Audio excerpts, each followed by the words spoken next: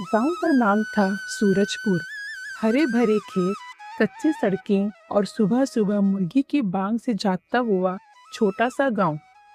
उसी गांव में रहता था एक गरीब दूध वाला, रामू। रामू के पास ज्यादा कुछ नहीं था। एक छोटा सा कच्चा घर, बूढ़ी माँ, पत्नी गीता और दो छोटे बच्चे, सोनू और पिंकी।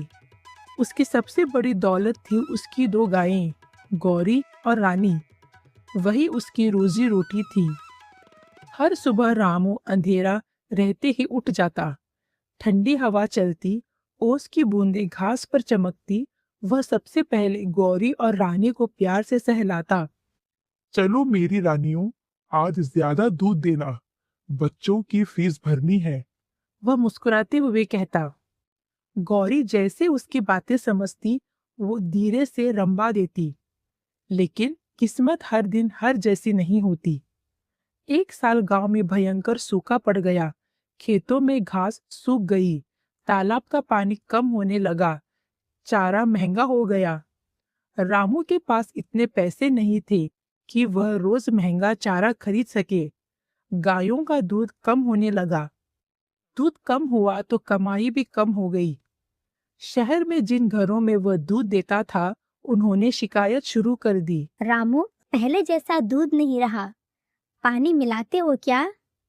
रामू की आंखों में आंसू आ जाते।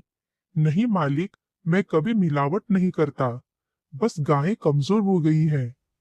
लेकिन लोग समझने को तैयार नहीं थे। एक दिन रामू को मजबूरी में गांव के सेठ हरिराम के पास जाना पड़ा। सेठ जी, थोड़ा कर्ज दे दीजिए, गायों के लिए चारा खरीदना है। सेठ हरिराम चालाक आदमी था। ठीक है रामू, पर ब्याज लगेगा, महीने का 5%। रामू जानता था ये ज्यादा है, लेकिन मजबूरी थी। उसने हाँ कर दी। अब हर महीने ब्याज चुकाने के चिंता अलग से। घर में भी हालत खराब थी। गीता बोली। सोनू की स्कूल फीस बाकी है, मास्टर जी ने कहा है फीस नहीं भरी तो नाम काट देंगे। रामू चुप हो गया। उसकी नजर अपने बच्चों पर गई। रामू ने मन ही मन में ठान लिया, चाहे कुछ भी हो जाए, बच्चों की पढ़ाई नहीं रुकने दूंगा। जैसे परेशानियां कम नहीं थी, एक दिन गौरी बीमार पड़ गई। उसने खाना छोड़ दिया। रामू उसे देखकर घबरा गया। गांव के वैद्य को बुलाया। वैद्य ने कहा। अच्छी दवा लानी पड़ेगी, नहीं तो हालत बिगड़ सकती है। दवा महंगी थी। रामू की जेब खाली। उस रात वह सो नहीं पाया। बाहर आंगन में बैठकर आसमान देखता रहा। हे भगवान, मैं मेहनत करता हूँ, फिर भी इतनी मुसीबत क्यों? उसकी आंखों से आंसू टपक पड़े। अगली सुबह गांव में खबर फैली कि शहर में एक बड़ी डेयरी कंपनी खुली है, जो सीधे गांव वालों से दूध खरीदेगी, बिना बिचौलियों के। रामू के मन में उम्मीद जगी।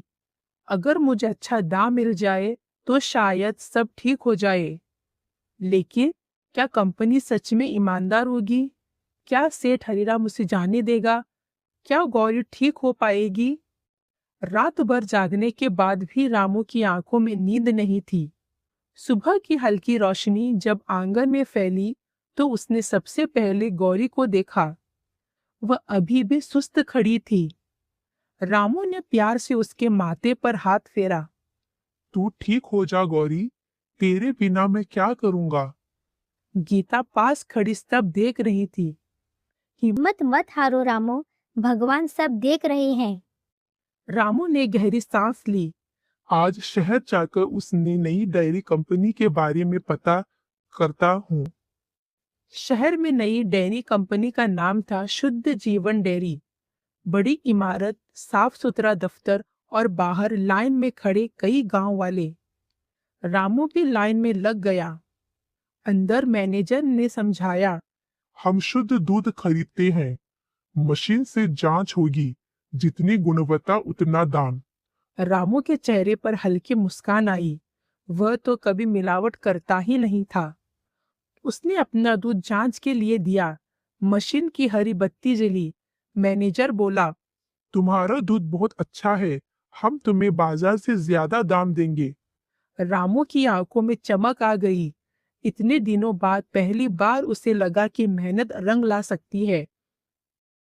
जब सेठ हरिराम को पता चला कि रामू अब डेयरी कंपनी को दूध देगा, तो वह गुस्से से लाल हो गया। मेरे पैसे लौटाए बिना कहीं नहीं जाएगा। उसने धमकी दी। रामू डर गया, पर इस बार उसने हिम्मत दिखाई। सेठ जी, मैं आपका कर्ज चुका दूंगा, लेकिन अब दूध वही बेचूंगा जहां सही दाम मिले। गांव वालों ने भी धीरे धीरे रामू का साथ देना शुरू किया। सबको समझ आने लगा था कि सेठ ज्यादा ब्याज लेकर उनका शोषण करता है। डेयरी से मिले पहले ही अच्छे पैसे से रामू ने गौरी के लिए दवा खरीदी। 2 दिन में उसकी हालत सुधरने लगी। तीसरे दिन गौरी ने फिर से ठीक से खाना खाया। रामू की खुशी का ठिकाना नहीं था। देखा गीता, अब सब ठीक होगा। रामू ने उसे हफ्ते सोनू की स्कूल फीस भर दी। मास्टर जी ने सोनू से कहा, तुम पढ़ाई में बहुत तेज हो, मेहनत करते रहो। घर आकर सोनू ने पिता को गले लगा लिया। बाबा, मैं बड़ा होकर डॉक्टर बनूंगा, आपको कभी परेशानी नहीं होने दूंगा। रामू की आंखें भर आई। लेकिन जिंदगी इतनी आसान कहाँ थी। एक रात अचानक तेज आंधी और बारिश आई। गांव के कई घरों की छत उड़ गई।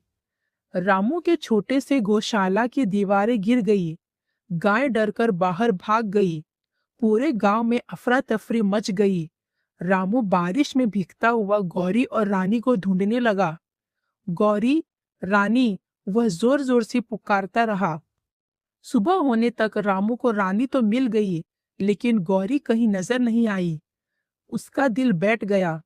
अगर गौरी नहीं मिली तो सब खत्म। गांव के कुछ लोग उसे मदद के लिए आगे आए। सब खेतों और जंगल की तरफ खोजने निकल पड़े। रामू के मन में डर, उम्मीद और भगवान पर भरोसा तीनों साथ चल रहे थे। सुबह का धुंधला अभी पूरी तरह छंटा भी नहीं था। खेतों में कीचड़, टूटी हुई डालियां और बिखरा सामान पिछली रात के तूफान की कहानी सुना रहे थे। रामू की आंखें लाल हो चुकी थी। पूरी रात उसने गौरी को ढूंढते हुए गुजार दी थी। उसके साथ गांव के 2-3 लोग भी थे, लेकिन सब थक चुके थे। रामू, थोड़ा आराम कर ले, पड़ोसी मोहन ने कहा। रामू ने सिर हिलाया। जब तक गौरी नहीं मिलती मुझे चैन नहीं मिलेगा। किसी ने बताया कि रात में कुछ गायें जंगल की तरफ भागती देखी गई थी। रामू का दिल तेजी से धड़कने लगा। वह बिना देर किए जंगल की ओर चल पड़ा। रास्ता फिसलन भरा था, हर कदम पर कीचड़। अचानक उसे दूर से हल्की सी रंभानी की आवाज सुनाई दी। गौरी! वह आवाज की दिशा में दौड़ा। एक छोटे से गड्ढे के पास झाड़ियों के फंसी हुई गौरी खड़ी थी। उसके पैर में हल्की चोट थी। रामू की आंखों से आंसू बह निकले। तू मिल गई, भगवान का लाख लाख शुक्र है। उसने धीरे धीरे उसे बाहर निकाला। पास के किसान की मदद से वह गौरी को घर ले आया। गांव लौटते ही नई खबर मिली। सेठ हरिराम गांव में अफवाह फैला रहा था कि डेयरी कंपनी कुछ महीनों बाद गांव छोड़ देगी और किसानों का पैसा मार लेगी। कुछ लोग डर गए, कुछ ने फिर से दूध सेठ को देना शुरू कर दिया। रामू समझ गया, यह उसकी मेहनत को तोड़ने की कोशिश है। उसने हिम्मत नहीं हारी। अगले दिन वह डेयरी कंपनी के मैनेजर से मिला। साहेब, गांव में अफवाह फैल रही है। मैनेजर ने साफ कहा। हम यहाँ लंबी योजना के साथ आए हैं। अगर गांव वाले चाहे तो हम मीटिंग रख सकते हैं। रविवार को पूरे गांव की बैठक बुलाई गई। मैनेजर ने सबके सामने कागज दिखाए, योजनाएं समझाई और साफ कहा, हमारा फायदा तभी है जब आप सबका फायदा हो। धीरे धीरे लोगों का डर खत्म होने लगा। रामू खड़ा हुआ और बोला, मैं गरीब हूँ, पर झूठ नहीं बोलता।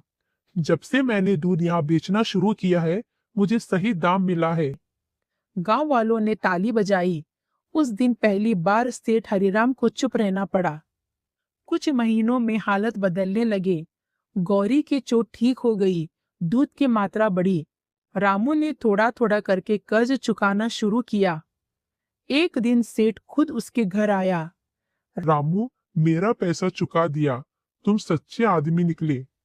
रामू ने विनम्रता से कहा, मैंने हमेशा मेहनत और ईमानदारी पर भरोसा किया है।